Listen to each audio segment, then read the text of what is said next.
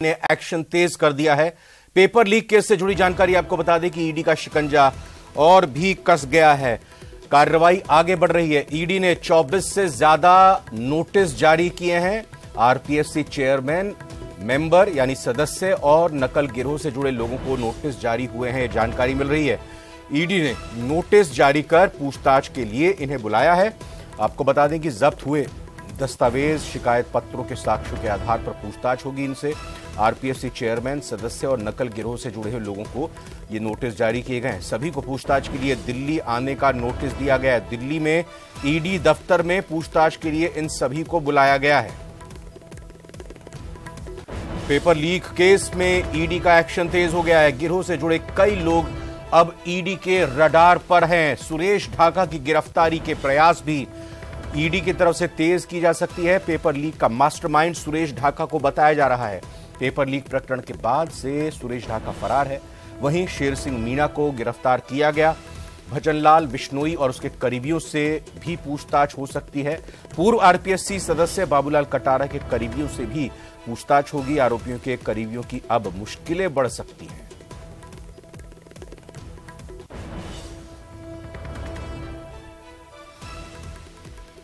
तो आज की बहुत ही महत्वपूर्ण और बड़ी खबर यही रहने वाली है कि ईडी ने पूछताछ के लिए करीब 2 दर्जन से ज्यादा लोगों को तलब किया है। ईडी ने अपने दिल्ली ऑफिस पर इन सभी लोगों को बुलाया है। ईडी की कोशिश अब यही होगी कि इनसे जानकारी आरपीएससी पेपर लीक संबंध में ज्यादा से ज्यादा जुटाई जाए, इनसे पता लगाया जाए जो लोग अभी तक गिरफ्तार हुए हैं इस मामले में, उनसे क्या संबंध रहे, उनसे क्या बातचीत इनकी हाल फिलहाल के दिनों में हुई है, किसी तरह की कोई ट्रांजैक्शन यानी कि जो बैंकिंग ट्रांजैक्शन अगर हुई है तो उसकी भी जानकारी जुटाई जाएगी।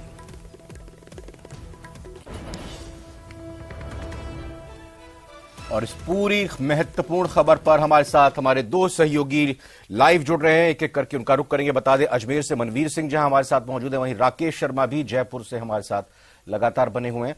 राकेश, सबसे पहले तो आप ही से जानना चाहेंगे, 2 दर्जन से ज्यादा ये नोटिस हैं। आज सबको वहां दिल्ली में पहुंचना है अपनी पूछताछ के लिए।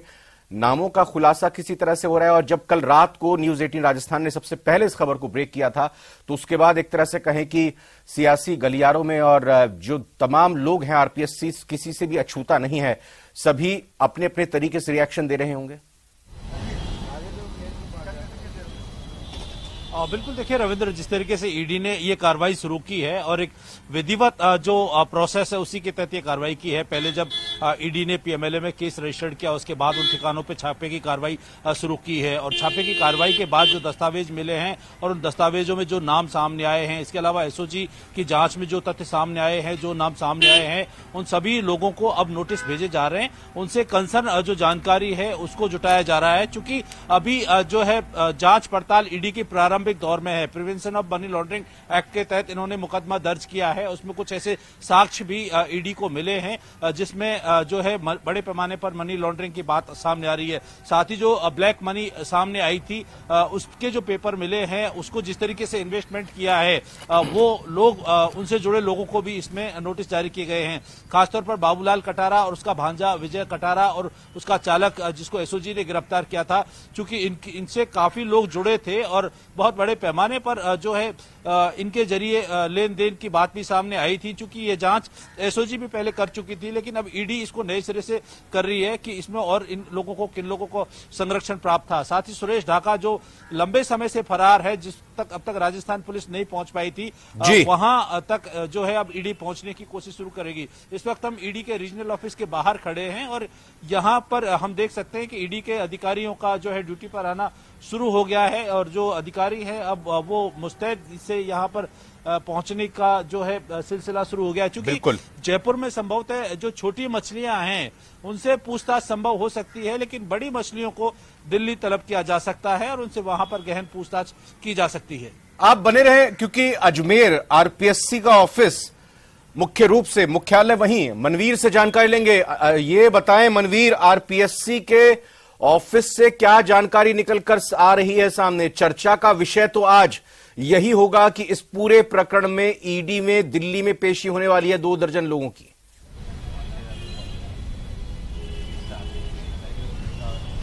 देखिए, अगर आरपीएससी की बात हम करें तो हम ये कह सकते हैं कि बाढ़ ही खेत को खा रही थी और इतने लंबे समय तक ये पूरा घोटाला वहां पर पनपता रहा, लेकिन किसी ने भी इसमें कोई कार्रवाई करने की हिम्मत नहीं दिखाई।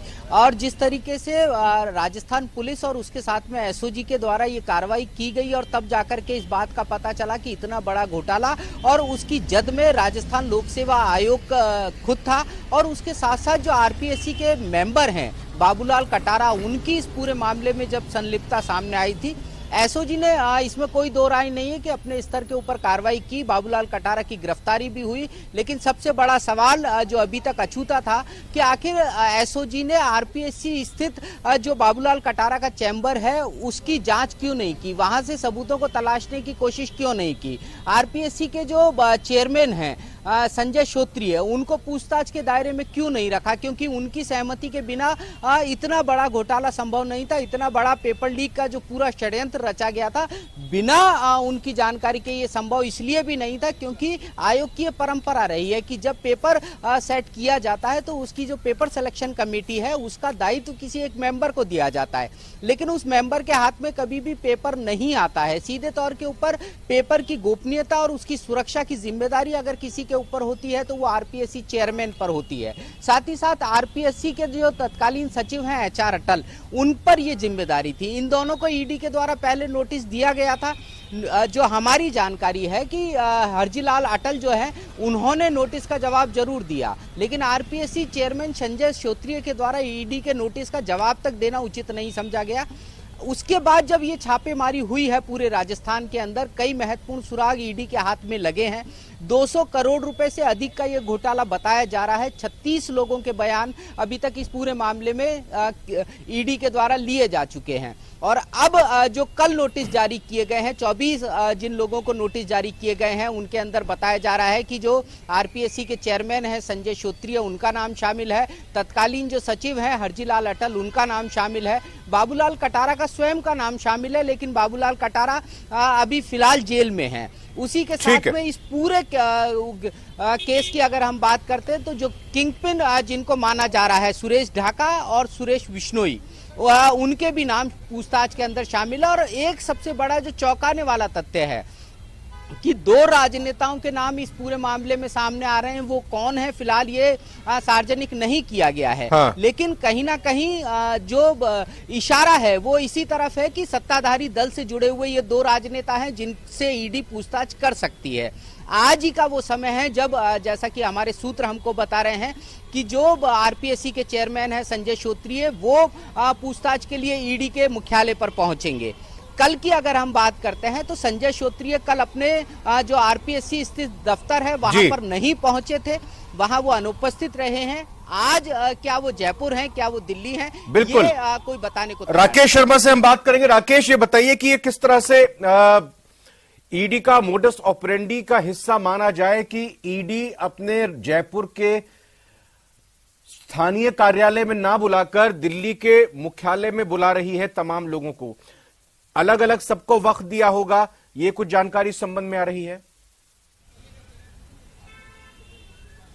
बिल्कुल, देखिए रविंद्र, सभी को अलग अलग समय दिया गया है। सब लोगों से एक साथ पूछताछ नहीं हो सकती क्योंकि प्रकरण बहुत लंबा है और चूंकि ईडी एक सेंट्रल गवर्नमेंट की एजेंसी है, संवैधानिक एजेंसी है और एक लीगल प्रोसेस के तहत ही कार्रवाई कर सकती है और पूछताछ कर सकती है। लेकिन कुछ सवाल अभी राजस्थान में जो कार्रवाई हुई है उस पर ईडी पर भी खड़े हुए हैं कि कार्रवाई छापे को डाले हुए करीब 4 से 5 दिन हो गए, लेकिन जो ईडी एक छोटी मोटी कार्रवाई पर भी अपनी ट्विटर पर जानकारी शेयर करती है, साथ ही एक प्रेस रिलीज जारी करती है। लेकिन अभी तक राजस्थान के मामले में ऐसी कोई प्रेस रिलीज जारी क्यों नहीं की गई? साथ ही अभी ये कहना जल्दबाजी होगा कि इसमें किसी राजनेता की संलिप्तता है, क्योंकि ईडी की तरफ से ऐसा कोई बयान नहीं आया है जिसमें किसी अधिकारी का नाम या किसी नेता का नाम लिया गया हो। ईडी एक जांच एजेंसी है, जांच करने का उसे राइट्स है, लेकिन जब तक किसी के ऊपर आरोप प्रमाणित नहीं होते तब तक किसी भी तरह का कोई नाम लेना ये उचित नहीं है। और जांच एजेंसियां जब तक किसी बात का खुलासा खुद नहीं करती, चूंकि हमारी अधिकारियों से भी बात हुई है, उन्होंने किसी हर नाम को उन्होंने गोपनीय रखा है। मामला अंडर इन्वेस्टिगेशन है।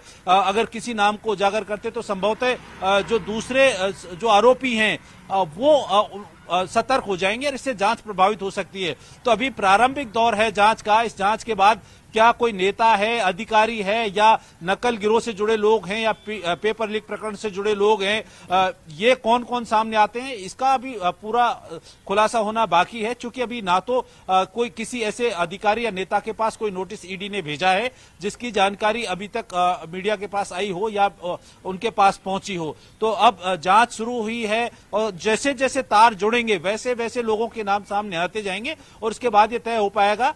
चूंकि चुनावी साल है और दूसरे राज्यों में जिस तरीके से कांग्रेस ने आरोप लगाए कि जहां जहां चुनाव जाते हैं पहले से ही सरकार कहती रही है कि ईडी, इनकम टैक्स, सीबीआई सब आएंगे और उनका स्वागत भी राज्य सरकार कर रही है।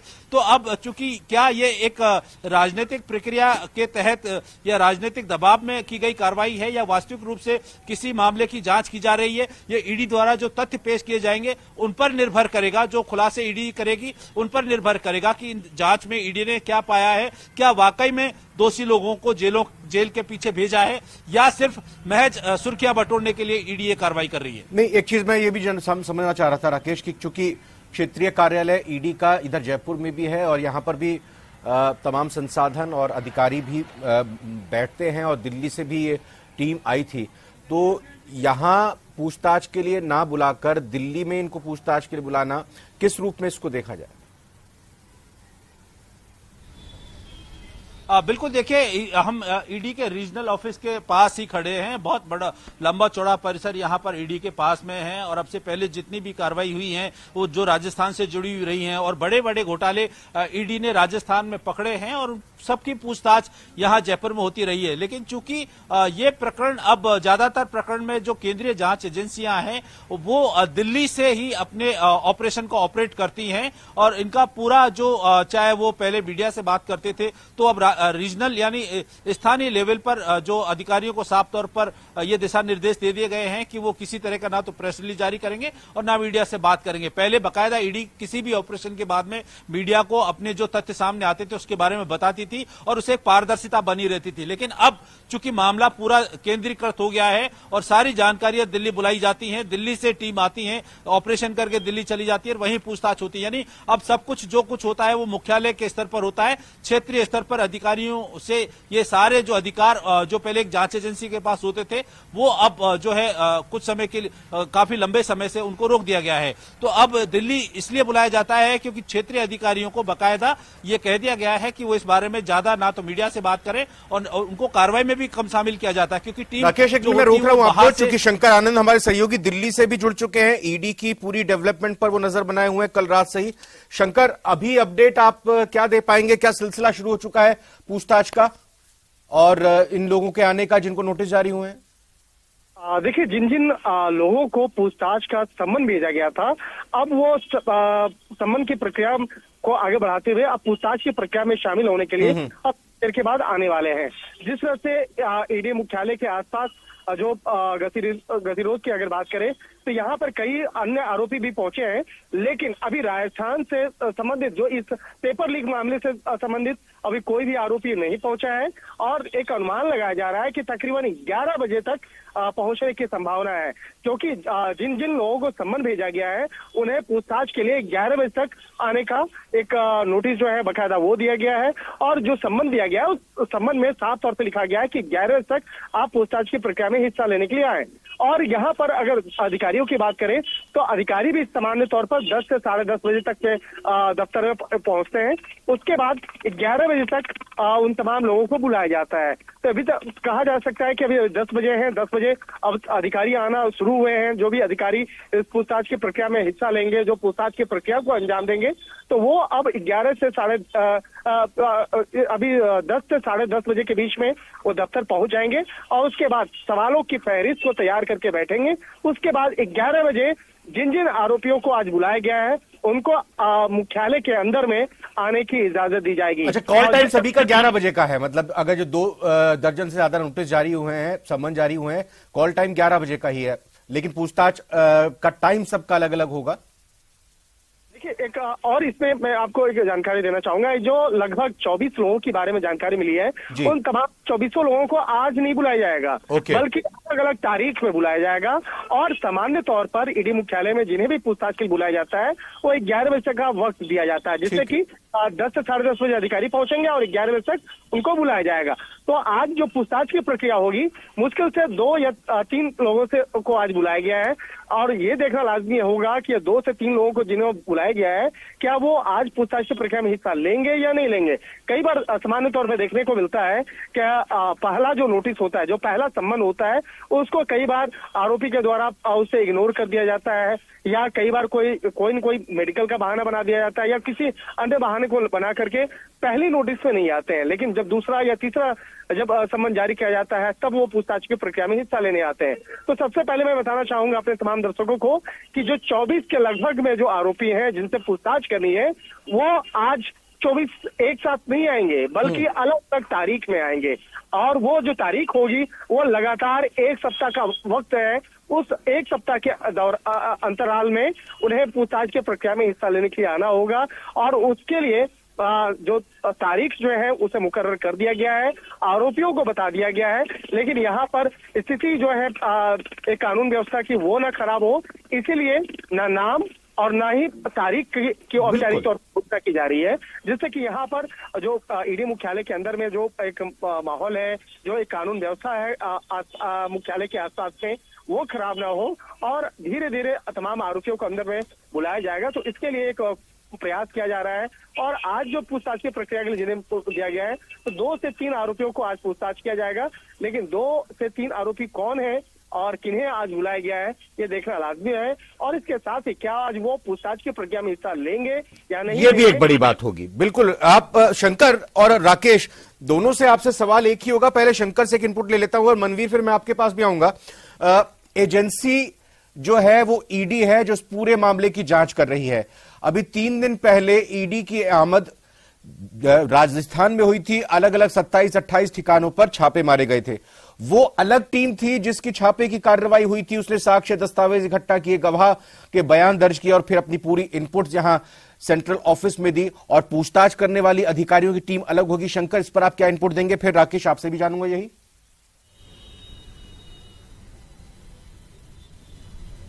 हाँ शंकर, आप लाइन पर हैं?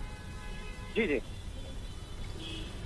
देखिए, सामान्य तौर पर ऐसा देखा जाता है कि जो सर्च ऑपरेशन की जो कार्रवाई होती है, जैसे मैं एक उदाहरण के तौर पे देना चाहूंगा कि अगर राजस्थान के जयपुर में अगर सर्च ऑपरेशन है तो ऐसा नहीं है कि जयपुर की ही टीम सर्च ऑपरेशन को अंजाम देगी, बल्कि कई बार ऐसा भी होता है कि मध्य प्रदेश से, उत्तर प्रदेश से, राजधानी दिल्ली से टीम जाती है और वो सर्च ऑपरेशन को अंजाम देती है। और इसकी वजह यह होती है कि जो लोकल स्तर पर उस मामले की जानकारी फैले नहीं, लोकल स्तर पर जो सर्च ऑपरेशन के पहले वो जानकारी कहीं लीक ना हो सके या किसी को कानो कान जानकारी ना हो सके, इसलिए कई बार ऐसा प्रयास किया जाता है कि बाहर से टीम को बुलाया जाता है और उसे वहां पर ठहराया जाता है और उसके बाद अचानक सर्च ऑपरेशन को अंजाम दिया जाता है। तो ये सर्च ऑपरेशन का जो पैटर्न है वो सीबीआई का भी होता है, ईडी का भी होता है और कई बार इनकम टैक्स के द्वारा भी इस तरह के पैटर्न को इम्प्लीमेंट किया जाता है। तो जो राजस्थान के जो 27 लोकेशन पर सर्च ऑपरेशन को अंजाम दिया गया था, उसमें कई टीम राजस्थान की थी और कुछ टीम राजधानी दिल्ली से भी गई थी और इसके साथ साथ अलग अलग जोन से भी अधिकारियों को वहां पर भेजा गया था और उस सर्च ऑपरेशन। और राकेश, मैं आपसे भी चाहूंगा इस बीच आपको कुछ एडिशनल इनपुट इस दौरान मिली हो और इसी संबंध में आप क्या बताना चाहेंगे? जो 2 से 3 लोगों के बारे में कहा जा रहा है, जैसा अभी शंकर ने बताया कि उनको पूछताछ के लिए 11 बजे का वक्त दिया गया। अब ये भी तय नहीं है कि ये लोग आएंगे कि नहीं आएंगे, लेकिन हाँ, वक्त जो है वो 11 बजे का दिया गया है और पूछताछ 2-3 ही लोगों की होनी है। बाकी जो 2 दर्जन से ज्यादा नोटिस और समन जारी हुए हैं वो अगले 1 हफ्ते तक सबको भेजे गए हैं, तारीख दी गई है। बिल्कुल। देखिए रविंद्र, जो एक लीगल प्रोसेस है, जो ईडी का, सीबीआई का, इनकम टैक्स का, केंद्रीय जांच एजेंसियों का, इनका एक पैटर्न होता है। जब अब चूंकि यहां से जिन टीमों ने दस्तावेज किए हैं, एक बकायदा रिपोर्ट बनाई है, जो साक्ष्य मिले हैं उनकी पंचनामा रिपोर्ट बनती है। जो लोग वहां मौके पर मौजूद होते हैं उनसे बकायदा उन दस्तावेजों के बारे में, संपत्तियों के बारे में जो है जांच एजेंसी लिखवाती है और उसको लीगल रिकॉर्ड पे लाया जाता है ताकि उसको जब अदालत में पेश करें तो जो कार्रवाई है वो फुल प्रूफ हो। अब चूंकि जो दस्तावेज जब्त किए गए हैं, टीमें अलग अलग हैं, जिन लोगों को पूछताछ के लिए बुलाया गया है उनका स्तर है, अलग अलग टीमें हैं, जिनमें से कुछ अधिकारी जो स्थानीय स्तर पर उस कार्रवाई में शामिल होते हैं उनके पास पूरी रिपोर्ट होती है। तो जो स्थानीय अधिकारी, चाहे आरपीएससी चेयरमैन हो या मेंबर्स हो या जो परीक्षाएं हैं जिनमें आयोजित की गई थी और उनकी पेपरों की सुरक्षा की जिम्मेदारी जिन लोगों की थी, जिन अधिकारियों की थी, जहां चूक हुई है इसमें उन लोगों को भी पूछताछ के लिए बुलाया जाएगा। साथ ही जो साक्ष्य मिले हैं, भले ही कहीं नाम नहीं आया हो, लेकिन साक्ष्यों में अगर नाम है और उनका मेल जोल आपस में रहा है, क्योंकि ईडी ने बहुत बड़े पैमाने पर साक्ष्य जुटाए हैं। ईडी ने जो कई लोगों के जो फोन है उनको सर्विलांस पर भी रखा है जो इस प्रकरण में शामिल रहे हैं। तो अब एक लगभग करीब 6 महीने से ईडी इस पूरे मामले की गहनता से इन्वेस्टिगेशन कर रही थी। अब जो साक्ष्य मिले हैं, चूंकि ईडी ने जो एक पैनल बनाया है पूछताछ के लिए कि सबसे पहले शुरुआत उन लोगों से की जाए जहां से पेपर लीक हुआ, उसके बाद जैसे जैसे आगे बढ़ा, जहां से पैसा आया, पैसे के लेन देन की बात हो या उनके आपसी प्रभाव की बात हो, क्योंकि प्रभाव के कारण भी लोग जो है यहां तक पहुंचे थे। तो इन तमाम साक्ष्यों को जिन लोगों से अब जो पहले जानकारी सामने आ रही है कि आरपीएससी जो है प्रमुख रूप से जिम्मेदार थी परीक्षाओं को आयोजित करवाने में, कर्मचारी चयन बोर्ड प्रमुख रूप से जिम्मेदार था, तो इनके जो वरिष्ठ पदाधिकारी हैं इनको पूछताछ के लिए तलब किया जा सकता है। और जो नोटिस इनको दिए गए हैं उस नोटिस पर जरूरी नहीं हो कि ये जब नोटिस के समय में भी पहुंच जाए, क्योंकि कई बार ये रूल में प्रावधान है कि अगर किसी के सामने इमरजेंसी है तो वो अपना जवाब वहां भेज सकता है, बिल्कुल सही कहा, में समय मांग सकता है जवाब देने के लिए। बिल्कुल नजर तो है लगातार यहां पर। लेकिन एक चीज मैं आपसे जानना चाहूंगा मनवीर, चूंकि अजमेर राजस्थान में खासतौर पर लगातार आपकी नजर और रहती है, आरपीएससी इस पूरे मामले में केंद्र बिंदु में है और ये एक तरह से कहें कि ईडी की जांच हो किस लिए रही है? ईडी की जांच पेपर लीक को लेकर हो रही है, उन लाखों कैंडिडेट्स के लिए हो रही है जिन्होंने एग्जाम दिया और बाद में जाकर उनको पता चला कि पेपर तो लीक हो गए, पेपर तो बेच दिए गए, खरीद लिए गए। कल रात से जब से खबर आई उसके बाद लगातार अब सुबह के बाद आपके पास ऐसे कैंडिडेट्स के, ऐसे लोगों के, इनके अभिभावकों के फोन आ रहे होंगे, कौतूहल का विषय होगा, लगातार सवाल पूछ रहे होंगे कि क्या डेवलपमेंट है, क्या कुछ इस बारे में जानकारी?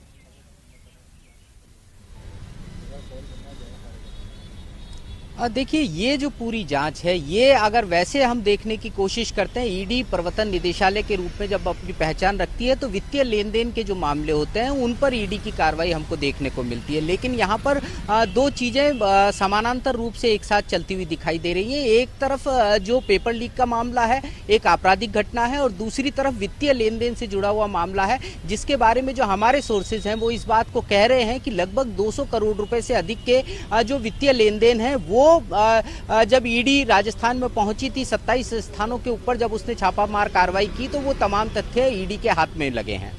दूसरी सबसे बड़ी बात, अगर आरपीएससी की इस समय हम करते हैं तो आरपीएससी जब से राजस्थान के अंदर ईडी की इस मामले में एंट्री हुई है, एक तरीके से अघोषित रूप से हम ये कह सकते हैं कि एक सुरक्षित जगह बना दिया गया आरपीएससी को। आरपीएससी का जो स्वागत कक्ष है उससे आगे जाने की अनुमति किसी को नहीं दी जा रही है। आमतौर पर एक पत्रकार के रूप में हम कई बार जो फर्स्ट फ्लोर है जहां पर कि चेयरमैन का अपना कक्ष है, उसके साथ में जो तमाम आरपीएससी मेंबर्स हैं वो वहां पर बैठते हैं, आरपीएससी के डिप्टी सेक्रेटरी वहां पर बैठते हैं। वहां तक न केवल पत्रकार बल्कि बाहर से आने वाला कोई भी आगंतुक अगर है तो उसकी एंट्री को पूरी तरीके से बैन कर दिया गया है। ये क्यों किया गया है ये फिलहाल नहीं कहा जा सकता। अगर आरपीएससी चेयरमैन की हम बात करते हैं, हम लगातार कोशिश कर रहे हैं कि उनसे हमारी बातचीत हो सके, उनका पक्ष जानने की कोशिश की जा रही है, लेकिन वो मीडिया से संवाद नहीं कर रहे हैं। इसी के साथ में आरपीएससी के तमाम जो जिम्मेदार अधिकारी हैं वो मीडिया से बचने की कोशिश कर रहे हैं। तो एक तरीके से हम ये कह सकते हैं कि एक हड़कंप सा मचा हुआ आरपीएससी के अंदर साफ तौर के ऊपर दिखाई देता है। चाय की बाहर जो दुकानें हैं वहां पर भी चर्चा इसी बात को लेकर के है कि आखिर क्या कुछ ऐसा है जिसे छुपाने की कोशिश आरपीएससी के अधिकारियों के द्वारा और वहां पर जो जिम्मेदार पदों पर बैठे हुए लोग हैं उनके द्वारा की जा रही है।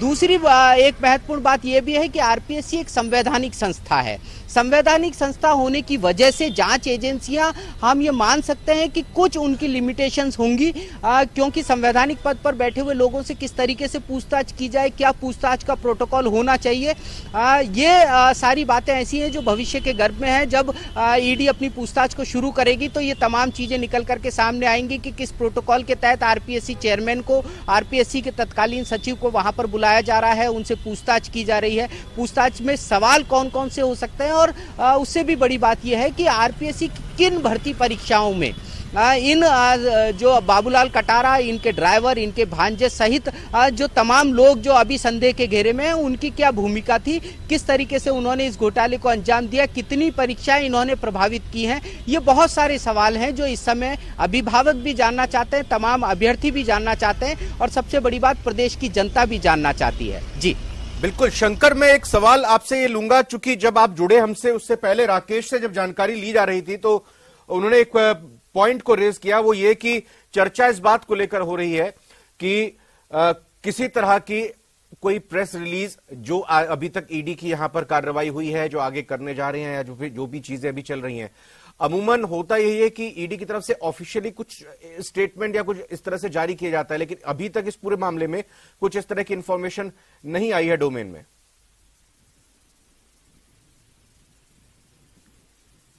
शंकर आप हैं? हाँ, एक कमेंट चलिए राकेश, मैं इस पर और आपसे चाहूंगा कि कुछ आप इसमें ऐड करें। बिल्कुल, देखिए रविंद्र, चूंकि इन्वेस्टिगेशन एजेंसी जब जांच करती है तो कई मामले ऐसे होते हैं जहां अगर वो विचाराधीन हैं या उसमें कुछ और भी बाकी है, लेकिन अब चूंकि पूछताछ जारी हो गई, नोटिस जारी कर दिए हैं, तो सबसे पहले जो सर्च ऑपरेशन होता है उसका प्रेस रिलीज ईडी बाकायदा ऑफिशियल जारी करती है, लेकिन इस बार जारी नहीं किया गया है। जो ईडी का ट्विटर हैंडल है वहां पर जब सर्च ऑपरेशन शुरू होते हैं तो बाकायदा देश में कहीं भी कार्रवाई हो उसकी प्रेस वहां ट्विटर पर इंफॉर्मेशन जारी की जाती है, लेकिन राजस्थान के बारे में इस बार ऐसा नहीं किया गया है। आखिर क्या ऐसी ईडी के सामने परेशानियां हैं, क्योंकि पहले जब ईडी को इस बारे में शिकायत की गई थी तब सारे साक्ष्य ईडी के पास थे, और अब जब ऑपरेशन किया है तो किस तरह की कार्रवाई है, कितने लोग हैं, कितने प्रेमाइसेज हैं, इस बारे में ऑफिशियल जो पुष्टि ईडी के द्वारा अभी तक नहीं की गई है। हमारी क्षेत्रीय अधिकारियों से इस बारे में वार्ता भी हुई थी, तो उनका कहना है कि चूंकि सारा सब कुछ मुख्यालय के हाथ में है, मुख्यालय के अधिकारी जब चाहते हैं तो ही रिलीज होता है। रीजनल लेवल पर इस चीज को प्रोहिबिटेड कर दिया गया कि रीजनल लेवल पर ना तो मीडिया से बात करेंगे, ना ही इस तरह की प्रेस विज्ञप्ति जारी करेंगे, जबकि पहले रीजनल लेवल पर बाकायदा इसकी प्रेस विज्ञप्ति जारी होती थी। अब जो ईडी के जो मुख्यालय के जो केंद्रीय मुख्यालय के अधिकारी हैं वो चूंकि अब पूछताछ में और इन सब चीजों में बिजी हैं, लेकिन कम से कम जो ऑपरेशन हुआ है, कंसर्न लोग हैं उनको इस बात का लोगों को जानना बहुत जरूरी है, क्योंकि बड़ा ऑपरेशन है। पूरे राजस्थान में ईडी की कार्रवाई से निश्चित तौर पर लोगों में ये एक उम्मीद बनी थी कि जो गलत लोग हैं उनके खिलाफ अब केंद्रीय जांच एजेंसियां शिकंजा कस सकती हैं, लेकिन केंद्रीय जांच एजेंसियां जब इस मामले में चुप्पी साध लेती हैं तो लोगों के मन में एक भ्रामक जरूर स्थिति पैदा होती है कि आखिर जो ऑपरेशन हुआ उसमें बिल्कुल क्या राकेश मिला या नहीं। और मनवीर आरपीएससी की जानकारी लगातार उन्होंने हमको दी, अजमेर में क्या